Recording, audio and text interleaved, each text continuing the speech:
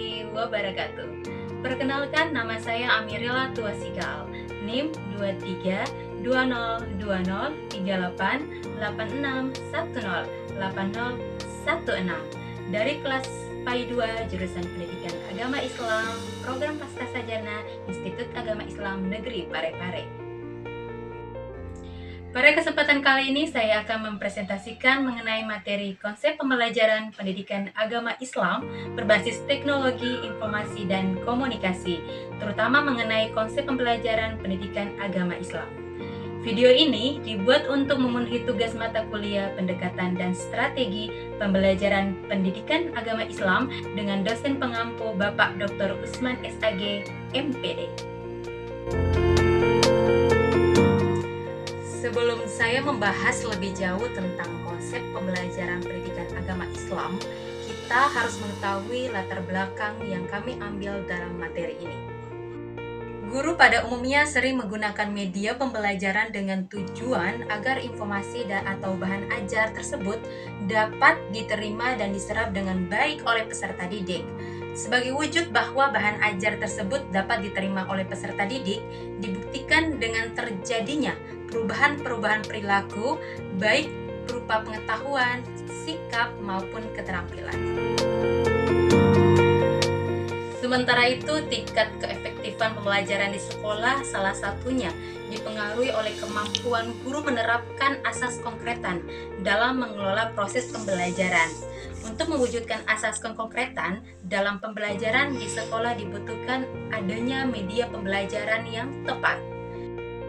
Dengan latar belakang tadi, maka muncullah beberapa permasalahan yang kami tuangkan dalam rumusan masalah.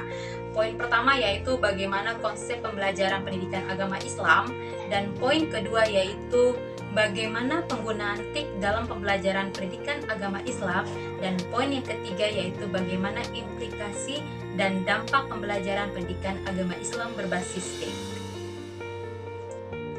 Untuk itu, pada kesempatan kali ini saya akan membahas tentang konsep pembelajaran pendidikan agama Islam. Pembelajaran merupakan suatu sistem yang terdiri dari berbagai komponen yang saling berhubungan satu dengan yang lainnya. Komponen tersebut meliputi tujuan, materi, metode, dan evaluasi.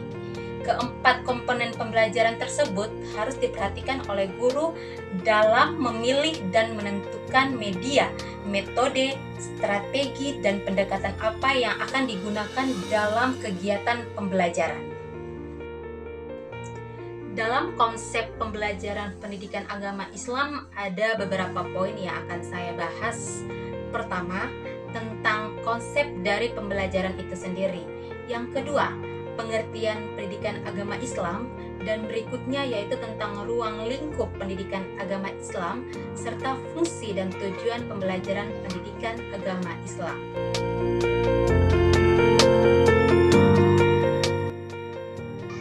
Menurut Kurzweil ada 3 prinsip dalam proses pembelajaran, yakni yang pertama yaitu pembelajaran membentuk kreasi lingkungan yang dapat membentuk atau mengubah struktur kognitif siswa sendiri. Dan yang kedua yaitu berhubungan dengan tipe-tipe pengetahuan yang harus dipelajari. Pengetahuan tersebut adalah pengetahuan fisis, sosial, dan logika. Dan yang poin terakhir yaitu proses pembelajaran melibatkan peran lingkungan sosial. Selanjutnya kita harus mengetahui juga apa pengertian dari pendidikan agama Islam itu sendiri. Dalam bahasa Inggris, education atau pendidikan berasal dari kata educate atau mendidik dan mengasuh, artinya memberi peningkatan. Dalam pengertian yang sempit, education atau pendidikan berarti perbuatan atau proses perbuatan untuk memperoleh pengetahuan.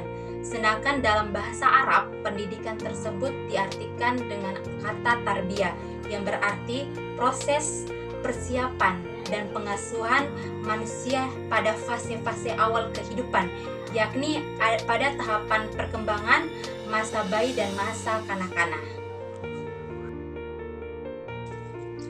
Zakia Rajat dalam bukunya menyatakan bahwa pendidikan agama Islam adalah usaha merupakan bimbingan dan asuhan terhadap anak didik agar kelak setelah selesai pendidikannya dapat memahami dan mengamalkan ajaran agama serta menjadikannya sebagai pedoman, sebagai pandangan hidup. Dengan demikian, pembelajaran pendidikan agama Islam dapat diartikan sebagai upaya membuat peserta didik dapat belajar, terdorong belajar, mau belajar, dan tertarik untuk terus-menerus mempelajari agama Islam secara menyeluruh, yang mengakibatkan beberapa perubahan yang relatif tetap dalam tingkah laku yang baik dalam kognitif, afektif, dan fisikomotorik. Selanjutnya kita harus mengetahui ruang lingkup pendidikan agama Islam itu sendiri. Nah, ruang lingkup pendidikan agama Islam harus meliputi keserasian, keselarasan, dan keseimbangan. Antara lain harus membangun hubungan baik dengan Sang Pencipta, yaitu Allah Subhanahu wa Ta'ala, yaitu harus membangun hubungan sesama manusia dan hubungan manusia dengan makhluk lainnya dan lingkungan. Selanjutnya, ada pun beberapa fungsi dan tujuan dari pendidikan agama Islam, antara lain untuk mengembangkan akhlak mulia pada peserta didik, maka diperlukan fungsi menambahkan dan pengembangan keimanan disertai dengan ketakwaan kepada Allah Subhanahu wa Ta'ala yang ditanamkan melalui diri sendiri maupun dari lingkungan ataupun bahkan dari keluarga. Selanjutnya, untuk menanamkan nilai-nilai ajaran agama Islam sebagai pedoman hidupnya dengan mengharapkan kebahagiaan hidup di dunia maupun di akhirat kelak nantinya. Dan berikutnya yaitu untuk mendapatkan menyelesaikan mental, baik itu berupa mental fisik, mental batin, mental rohani, maupun mental sosial dengan melalui pendidikan agama Islam. Dan berikutnya yaitu memperbaiki kesalahan-kesalahan atau kelemahan-kelemahan pada peserta didik dalam pengamalan ajaran-ajaran agama Islam dalam kehidupan sehari-hari. Dan yang terakhir yaitu untuk mencegah peserta didik dalam hal-hal yang berbau negatif. Demikianlah materi yang saya sampaikan pada kesempatan ini. Materi selanjutnya akan disampaikan oleh rekan-rekan kami dalam video selanjutnya. Kurang dan lebihnya saya mohon maaf. Saya Amirila Tuasikal pamit. Wassalamualaikum warahmatullahi wabarakatuh.